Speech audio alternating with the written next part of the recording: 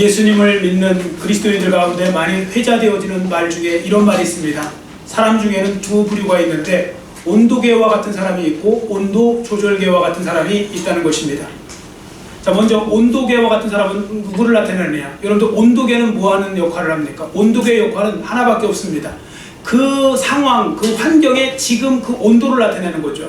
온도가 내려가면 온도계의 온도도 내려가고 또 온도가 올라가면 온도계의 온도도 올라가서 그 당시, 그 시간에 어떤 그런 온도를 표시해 주는 거죠. 이게 온도계의 역할입니다. 자, 그런데 사람들이 살아가는 모습을 보면 대부분의 사람들은 이렇게 온도계와 같은 사람이 많다고 합니다. 이런 사람들의 특징을 보면 환경에 따라 기분이 오르락 내리락하고 신앙생활이 오르락 내리락하고 기쁨이 오르락 내리락하고 그렇게 된다는 겁니다. 반면에 소수지만 온도 조절계와 같은 사람이 있대요. 온도 조절계. 여러분, 온도 조절기는 뭡니까? 쉽게 말하면 보일러 온도 조절기 생각하시면 되죠. 자, 온도 조절기는 날씨가 추우면 온도를 올려놓으면 그 온도를 올려서 그 방 안의 온도를 데피죠. 반대로 또 어떻게 보면 그 날씨가 이렇게 덥게 되면 또 에어컨 같은 걸 켜갖고 온도를 이렇게 또 내리기도 하고 그러죠. 자, 이렇게 온도 조절기가 있습니다. 그러니까 이런 사람들은 어떤 사람이냐? 환경에 지배당하는 사람이 아니라 환경을 자기가 지배해 나가는 겁니다. 환경을. 그러니까 온도계인 사람은 그냥 환경에 지배당하면서 그때그때 온도를 표시해 주는 거고, 온도 조절기와 같은 사람은 환경을 자기가 주도해 나가는 것입니다. 근데 성경에 보시면 그리스도인들이 이러한 삶을 살아야 된다는 겁니다. 자, 그러면 이 시간 여러분 한번 자신을 살펴보세요. 나는 지금 온도계와 같은 삶을 살고 있을까? 온도 조절기와 같은 삶을 살고 있을까? 저는 여러분께서 환경을 지배하는 온도 조절기와 같은 삶을 살아가시기를 축원합니다. 온도 조절기와 같은 삶을 사셔야 돼요. 그러면 오늘 내 자신이 영적 온도 조절기를 지금 그런 온도 조절기의 삶을 살고 있는지 그렇지 않은지 어떻게 알 수 있을까요? 본문에 보시면 그것을 알 수 있는 시금석 한 가지를 가르쳐주고 있는데 그게 바로 뭐냐면 기쁨입니다. 기쁨. 예를 들어 만일 여러분께서 상황에 상관없이 환경에 상관없이 기뻐하는 삶을 주로 살고 있다. 그러면 여러분은 지금 온도 조절기와 같은 삶을 살고 있는 거고요. 좋은 일이 있을 때만, 일이 잘 될 때만, 뭐 그럴 때 또 뭐 그런 때만 좋아한다면 지금 나는 온도계와 같은 삶을 살고 있는 거죠. 근데 이러한 모습은 하나님이 원하시는 모습이 아닙니다. 하나님이 원하시는 모습은요, 우리 그리스도인들이 가능하면 항상 기뻐하는 삶을 살라, 또 온도 조절기와 같은 삶을 살라, 거기에 있다는 것입니다. 자, 본문 4절에 보시면 주 안에서 항상 기뻐하라고 있습니다. 항상, 항상이라는 말이 중요한 겁니다. 세상 사람들은 조건적인 기쁨을 갖고 있거든요. 그런데 우리 성도들은 항상 기뻐할 수 있어야 된다, 그 말씀입니다. 그래서 그리스도인들 하면 세상 사람들에게도 그리스도인들, 그들은 기뻐하는 사람, 이러한 어떤 인정을 받을 수 있을 정도로 우리 성도들이 그렇게 살아가야 된다는 겁니다. 자, 그러면 성도들은 어떻게 모든 상황에도 불구하고 주 안에서 기뻐하는 삶을 살 수 있을까요? 사도 바울을 통해서 우리가 그 답을 보겠습니다. 저는 오늘 크게 두 가지를 말씀드리려고 합니다. 어떻게 우리가 기쁨을 빼앗기지 않고 기쁨을 유지하는 삶을 살 수 있을까? 첫 번째가 바로 이겁니다. 저를 따라주세요. 모든 사람에게 관용을 베풀라. 아멘. 모든 사람에게 관용을 베푸는 것이 기쁨을 빼앗기지 않는 삶이 된다는 겁니다. 자, 5절 말씀 우리 한번 같이 읽겠습니다. 5절 같이 읽습니다. 너희 관용을 모든 사람에게 알게 하라. 주께서 가까우시니라. 아멘. 여러분, 관용을 베푸는 삶을 살아가셔야 됩니다.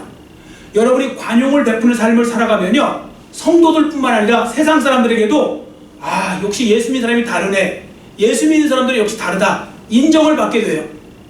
그리고 여러분이 관용을 베푸는 삶을 살아가면 여러분에게도 좋은 일이 있어요. 그게 바로 뭐냐면 기쁨을 빼앗기지 않아요. 관용하는 삶을 살면 기쁨을 빼앗기지 않게 됩니다. 그럼 관용이라는 말을 갖다가 아셔야 될 거 아닙니까? 여러분, 관용이 뭐예요? 관용. 어떤 관용하면 또 관용차 뭐 이런 거 생각하시면 안 됩니다. 그 관용이 아니고, 관용은 헬라어로 에피에이케스라고 해서 고분고분하다, 뭐 부드럽다, 친절하다, 뭐 그런 뜻입니다. 부드럽고, 사람에 대해서 부드럽고 친절하게 대하고 하는 어떤 그런 부분들, 뭐 이런 의미가 있지만, 특별히 자기 자신에게 잘못을 저지른 사람까지 그런 사람에게까지도 너그럽게 포용하는 마음이 관용하는 마음인 겁니다. 이 포용하는 마음. 여러분, 예수님을 믿는 우리들은 남에게 관용을 베푸는 삶을 살아가야 되는데, 관용을 그럼 베풀려면 놓치지 말아야 될 것이 있습니다. 그것이 바로 뭐냐면 남의 허물을 기꺼이 덮어주려고 하는 마음이 있어야 된다는 겁니다. 이 마음이 없이는 관용하기 힘들죠. 남의 허물이나 약점을 덮어주는 것이 이제 관용인데, 그러려면 이제 우리에게 그럼 뭐가 있어야 될까요? 긍휼히 여기는 마음이 있어야 됩니다. 다른 사람들에게서 불쌍히 여기는 마음, 긍휼히 여기는 마음. 여러분, 신앙생활 잘 하시려면요, 예수님의 마음을 잘 읽으셔야 돼요. 예수님이 뭘 원하시는지를 잘 읽으셔야 돼요. 그래야 여러분들 그 신앙생활을 잘 할 수 있게 되는 겁니다. 자, 그럼 우리가 예수님이 원하시는 마음이 뭔지, 예수님이 어떤 마음을 갖고 계신지 우리가 하나 보도록 하겠습니다. 그게 바로 긍휼을 베푸시는 마음이거든요. 예수님은 긍휼을 베푸는 마음을 갖고 계시고요. 또 예수님이 원하시는 삶은 긍휼을 베푸는 삶이라는 겁니다. 마태복음 12장 7절을 우리 한번 앞에 보시고 같이 읽겠습니다. 나는 자비를 원하고 제사를 원하지 아니하노라 하신 뜻을 너희가 알았더라면 무죄한 자를 정죄하지 아니하였으리라. 아멘. 예수님은요, 자비를 원하신대요. 사람들에게, 성도들이 자비를 베푸는 삶을 원하신다는 겁니다. 자, 그리고 마태복음 5장 7절도 우리 같이 읽습니다. 마태복음 5장 7절 같이 읽겠습니다. 긍휼히 여기는 자는 복이 있나니 그들이 긍휼히 여김을 받을 것이며. 아멘. 예수님은 긍휼히 여기시는 분이고요. 그분은 자기의 제자들, 즉 우리 성도들이 긍휼히 여겨주는 삶을 살기를 원하시는 겁니다. 그 사람들에서 냉혹한 사람들, 냉정한 사람들, 이러한 사람들은 하나님이 기뻐하지 않습니다. 하나님이 기뻐하시는 삶은요, 다른 사람에 대해서 좀 긍휼히 여기고 불쌍히 여기고 좀 부드럽게 대하고 너그럽게 대하고 이러한 사람을 원한다는 것입니다. 그래서 관용을 베풀라고 말씀하고 있죠.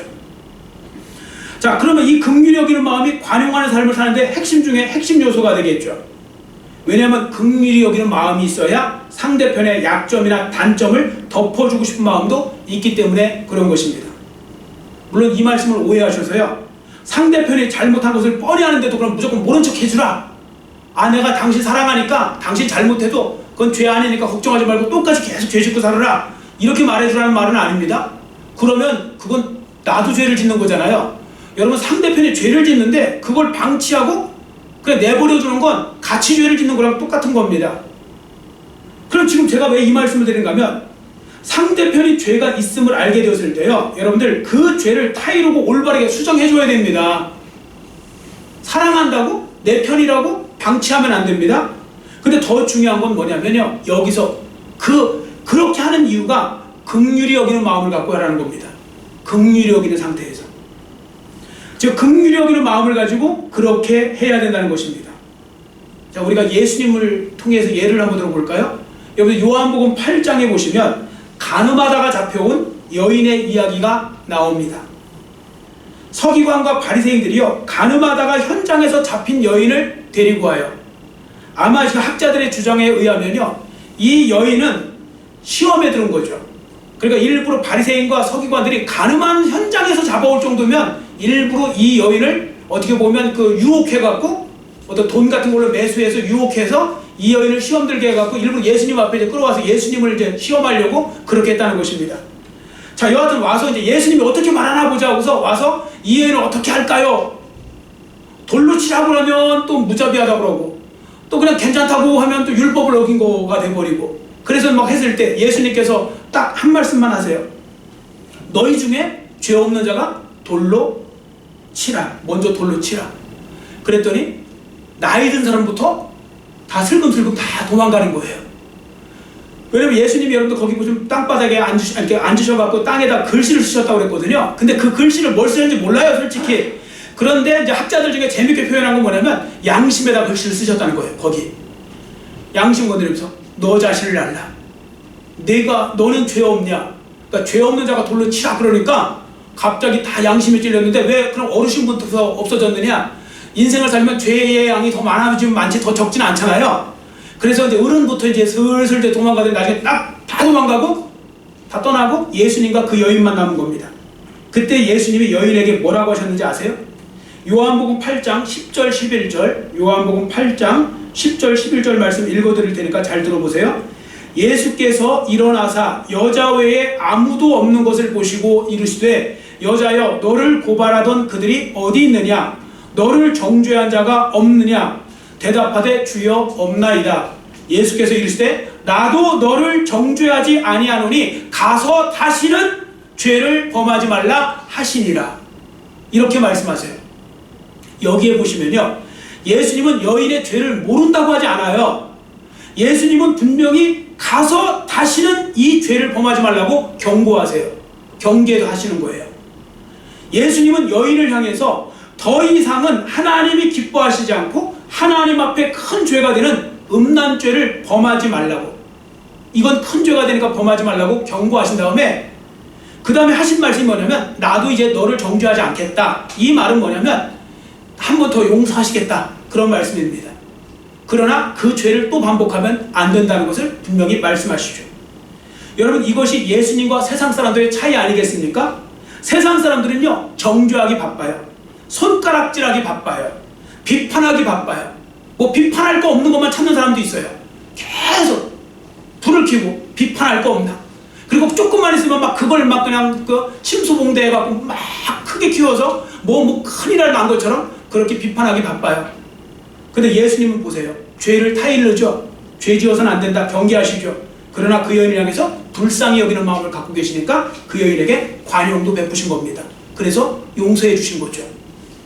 자비와 긍휼을 베풀어 주신 것입니다. 예수님께서는 이러한 모습을 우리가 본받아야 된다고 말씀하고 있는 것입니다. 남에게 관대하고 관용을 베푸는 삶, 여러분 이러한 삶을 살아가시기를 축원합니다. 남을 좀 너그럽게 여길 줄 아는 마음, 좀 관대할 줄 아는 마음. 예수 믿는 사람들이 세상 사람들보다는 더 해야 되잖아요. 그런 부분들 속에서 그렇게 살라는 것입니다. 자, 그 다음에 본문에 보시면 관용을 베풀 때 누구한테 관용을 베푸느냐? 모든 사람에게 관용을 베풀라는 겁니다. 모든 사람, 그러니까 대상이 모든 사람입니다. 이 말이 무슨 말씀인지 아세요? 사람 차별하지 말라는 겁니다. 사람 차별해서 관용도 사람 차별해 갖고요, 특별히 이 사람한테는 더 관용을 베풀고 저 사람에게는 냉정하게 대하고 그런 식으로 살지 말라는 겁니다. 인생을. 여러분, 이게 굉장히 중요합니다. 가족 간에도 마찬가지예요. 여러분들 부모가 되시는 분들, 자녀들 차별하지 마세요. 차별하면 상처받아요. 가족이니까 더 상처받아요. 여러분들 자녀인 분들 부모 차별하지 마세요. 엄마 아빠 구별해갖고 차별하지 마세요. 차별당하는 사람은 굉장히 상처받아요. 여러분 친구 간에도 차별하지 마세요. 차별하면 다 알아요. 그러면 상처받아요. 차별하는 건 굉장히 안 좋은 거예요. 내가 좋은 대로, 내 그냥 구미에 맞는 대로만 하면 안 돼요. 그러니까 모든 사람에게 관용을 베풀라고 분명히 말씀하고 있죠. 내 마음에 드는 사람에게만 하지 말고 내 마음에 들지 않는 사람에게도 관용을 베풀 수 있어야 된다, 그 말씀입니다. 내게 잘해주는 사람만이 아니라 나를 핍박하고 어렵게 만드는 사람에게도 가능하면 관용을 베풀려고 힘을 쓰라는 것입니다.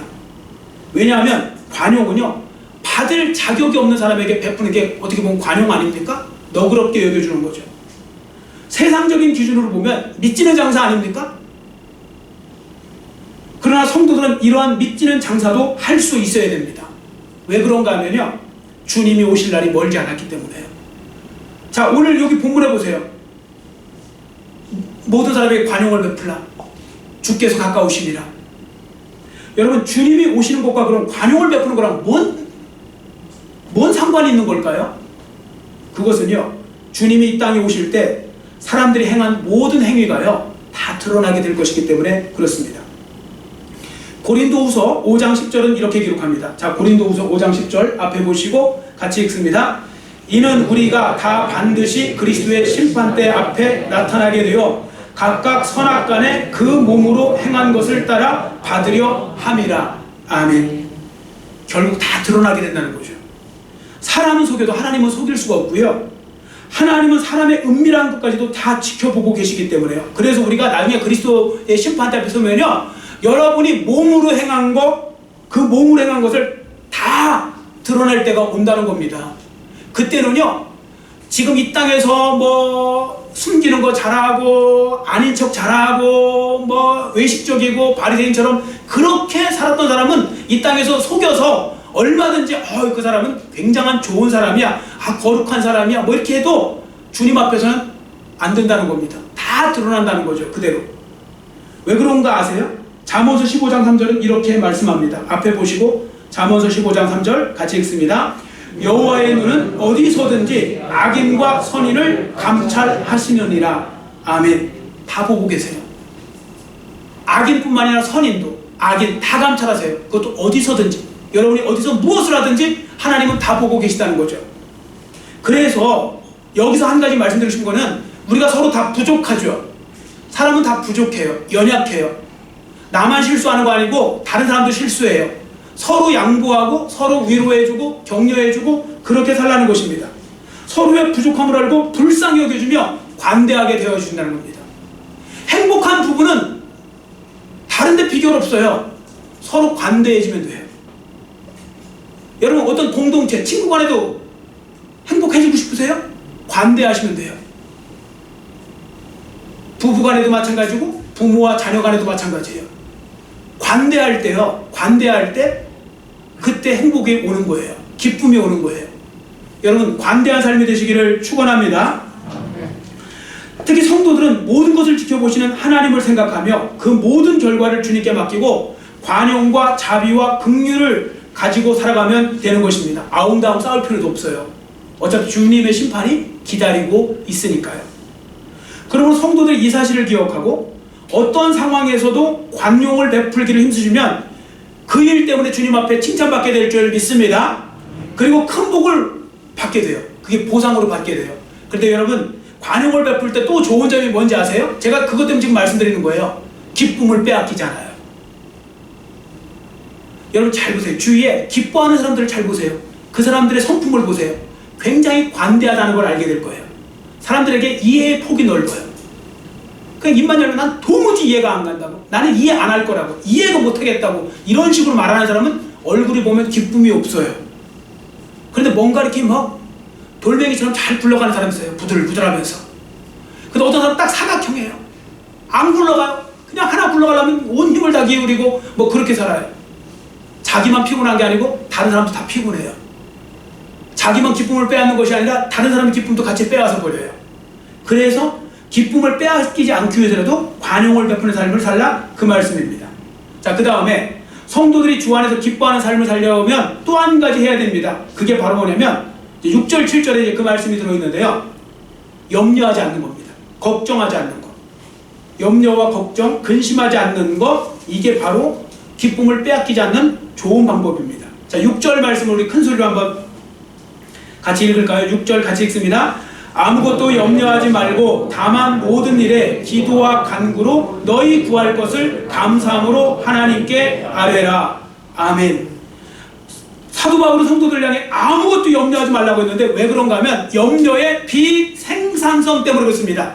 생산적인 게 아니에요. 염려는 비생산적, 오히려 해롭기만 한 것이 염려입니다. 백해무익한 거죠. 여러분 제가 이전에도 말씀드렸는데요. 2차 세계대전 때 미군이 일본군, 독일군, 독일 나치랑 싸우다가 하여튼 2차 대전 때 약 35만 명이 젊은 장정들이 죽었어요. 약 35만 명. 근데 여러분 더 흥미로운 조사가 있는데 이게 참 어떻게 보면 안타까운 조사인데요. 뭐냐면 그 아들을, 그 장정들을 군대에 보내놓고요. 전장터에 보내놓고 그것 때문에 걱정하면서 스트레스 받고 염려돼갖고 심장마비나 심장질환 등으로 해서 죽은 사람의 숫자가 100만 명이 넘는다는 거예요. 이건 통계로 나온 겁니다.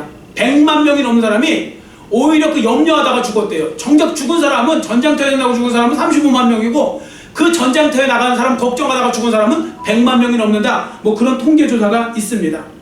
자, 염려가 주는 유익 하나도 없죠. 그래서 백해무익하다고 한 거죠. 여러분들 담배 백해무익하죠. 담배는 400가지의 독소가 있는 그런 백해무익한 거 아닙니까?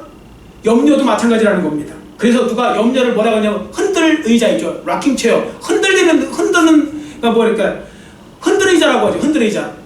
여러분 흔들 의자에 앉으셔갖고 막 흔들어 보십시오. 힘을 내서 흔들어 보시면 앞으로 안 가잖아요. 그러니까 제자리에서 흔들리는 거죠. 흔들리는 의자는 그 제자리에서 흔들리는 거예요. 그래서 흔들리는 의자죠. 하나도 나가는 게 없어요. 염려가 그와 같대요. 흔들리자 앉아가고 흔드는 것처럼. 또 어떤 분이 이렇게도 표현했어요. 자가용 있죠. 여러분 자가용에 중립 띄워놓고서 N에다가 중립 띄워놓고서 엑셀레이터 밟아보세요. 나갑니까 안 나갑니까? 1cm도 안 나가죠.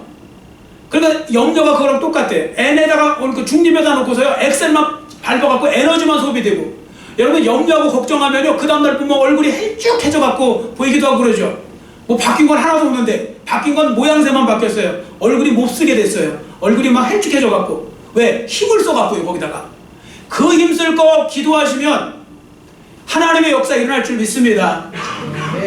그 염려할 그 힘을 가지고 기도하라는 거죠. 여러분 염려는 비생산적인 것이고 비신앙적인 것입니다. 그래서 오죽하면 서양 속담에 이런 말이 다 있겠습니까? 따라해주세요. 고양이도 근심하면 죽는 법이다. 예. 고양이가 여러분 이렇게 사람들이 그러잖아요. 세상 사람들 고양이 목숨 찔기기로 유명한 동물 아닙니까? 목숨 9개 갖고 있다. 뭐 그렇게도 이야기하잖아요. 막 3층에서 떨어져도 안 죽고 막 그러잖아요. 고양이는. 자, 그런데 그 고양이도 근심하면요 죽는데요. 그만큼 근심이 걱정이 어떤 문제가 되는 것이에요. 그럼 하물며 인간에게는 얼마나 더 해악이 되겠습니까? 그러므로 지혜로운 사람은 염려하지 않기로 작정하는 것입니다. 그런데 문제는요 염려하지 않는 거 이게 쉬워요 어려워요? 어려워요. 왜 어려운가 하면 아담의 타락으로 인간은 죄성을 가지고 되었잖아요. 죄성을 가진 인간에게는요 가만히 있으면 저절로 염려가 들어와요. 염려가 들어와요. 염려, 걱정, 근심이 그냥 막 바이러스라면 그 취약한 상태가 돼버려요. 우리 속담에 여기 딱 맞는 기가 막힌 그 속담이 하나 있죠. 여러분 다 맞추실 거예요? 한번 맞춰보세요. 걱정도 뭐뭐 한다? 뭐뭐 한다고요? 걱정도 사소한다. 돈 주고 사소한다고요? 야, 걱정도 사소하고 있네. 당신은 뭐가 그렇게 걱정이 많아요? 뭐 걱정 사소하고 있어요? 걱정하지 말라고 한다고 해서 걱정하지 않을 수 없는 것이 사람입니다. 그러려면 적극적으로 걱정에 대해서 대처를 해야 되거든요. 자, 그러면 어떻게 대처를 할까요? 본문이 그 답을 가르쳐주고 있는데 그게 바로 이겁니다. 아무것도 염려하지 말고 다만 모든 일에 기도와 간구로 너희 구할 것을 감사함으로 하나님께 아뢰라. 즉 하나님께 기도하라는 겁니다. 여러분 기도하면 염려가 사라지고 기도하면 기쁨을 빼앗기지 않게 되실 줄 믿습니다. 그러므로 성도들이 해야 할 일이 있습니다. 이 사실을 먼저 믿는 거예요. 기도하면 염려에서 해방될 수 있다는 걸 믿는 거예요. 그래야 기도하지 않겠습니까? 여러분 기도를 아셔야 돼요. 기도가 뭐냐? 하나님께서 하나님의 자녀들에게 주신 강력한 무기가 기도입니다. 기도로 마귀를 물리칠 수 있습니다. 기도로 장애물을 뛰어넘을 수 있습니다. 무엇보다 기도로 근심과 염려, 낙심하지 않도록 만들어주는 무기가 바로 기도인 것입니다. 그래서 성도들을 보세요. 염려와 낙심 가운데 교회에 왔다가 새벽 예배를 오고 오셨다가 다시 기도하고 나면 다시 마음의 기쁨이 샘솟고 또 다시 좀 평안해지고 뭐 그렇게 돌아가지 않으세요? 돌아가세요? 안 돌아가세요? 네. 돌아가시잖아요. 기쁨과 평안 중에. 그래서 마귀가 제일 싫어하는 사람은 기도하는 사람이잖아요. 기도하고 예배하는 사람 마귀가 싫어한대잖아요. 왜냐면 이제 마귀가 길을 쓰고 이제 막 그냥 시험 들게 만들어갖고 염려하고 걱정하고 막 두렵게 만드는데 아니 교회만 갔다 오면 또 멀쩡하게 살아나고 가서 기도하고 나면 멀쩡히 살아나고 그러니까 마귀가 힘들어갖고 막 마귀가 시험 든대잖아요. 거꾸로. 나 제때 못 살겠다고. 재진 넘겨보려고 그렇게 하면 또 교회 갔다 오면 살아나고 그래서 마귀가 하는 일이 뭐예요? 예배 못 드리게 만들고 기도에 못 나오게 만들고 기도 못하게 만들고 기도 시간 줄게 만들고 예배 시간 줄게 만들고 막 그러잖아요. 왜? 그거만 하면 어차피 한번 시험 들면 못 헤어날 거 뻔히 아니까. 여하튼 여러분 기도는 이렇게 엄청난 무기인 것입니다. 그래서 여러분들 문제가 있을 때 낙심 중에 있을 때 염려 중에 있을 때 계속 그거에 매이지 마시고 여러분들 기도를 선택하실 수 있으시기를 축원합니다. 기도를 선택하는 겁니다. 그래서 기도 제목으로 바꾸는 거죠. 한번 저를 따라해 주세요. 나에게는 문제란 없습니다. 기도 제목만 있을 뿐입니다. 아멘. 우리에겐 기도 제목만 있는 거예요. 문제가 아니에요. 기도 제목이에요. 그래서 본문에 바울 역시 염려 대신 기도하라고 권면하고 있습니다. 그래서 바울이 두 가지를 간구하고 있죠. 여기서 보시면 기도를 나눴어요. 기도와 간구로. 자, 기도는 일상적으로 하나님과 대화하는 걸 기도라고 생각하시면 돼요. 여러분, 기도는 기도 제목이 있어서 기도하는 게 아니고 기도 자체가 하나님과 대화하는 거예요. 그럼 우리는 시간 기도하는 게 맞아요. 그리고 그 중에 이제 갑자기 우리가 어려운 일을 당하고 힘든 일을 당하잖아요. 뭐 몸이 아프거나 뭐 사업이 어렵거나 뭐 그럴 때에 우리가 간구하는 거예요. 그게 특별히 하나님 앞에 간절히 기도하고 그렇게 하면 됩니다. 왜냐하면 성도들도 살다가 보면 경제적인 문제, 건강의 문제, 인간관계의 문제, 이런 인생의 위기를 만날 때가 있기 때문이죠. 그때 성도들이 해야 될 일은 하나님께 간절히 매달려서 기도하는 겁니다. 인생의 겨울을 만났을 때, 인생의 높은 파도를 만났을 때 염려하고 두려워하지 말고 그것에 주저앉아 있지 말고 하나님 앞에 그 모든 것을 내려놓고 하나님 앞에 간절히 구하는 것, 이게 바로 간구인 것입니다. 간구가 필요한 문제를 만드셨다면 다른 것 하지 말고 하나님 앞에 간구하시면 하나님께서 해결해 주실 줄 믿습니다. 이게 진짜 믿음인 거죠.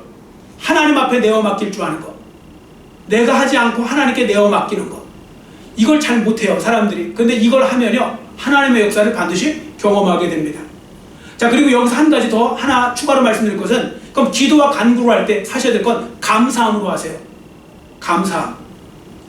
자, 오늘 본문에 보세요. 기도와 간구로 너희 구할 것을 감사함으로 하나님께 아뢰라고 그랬죠.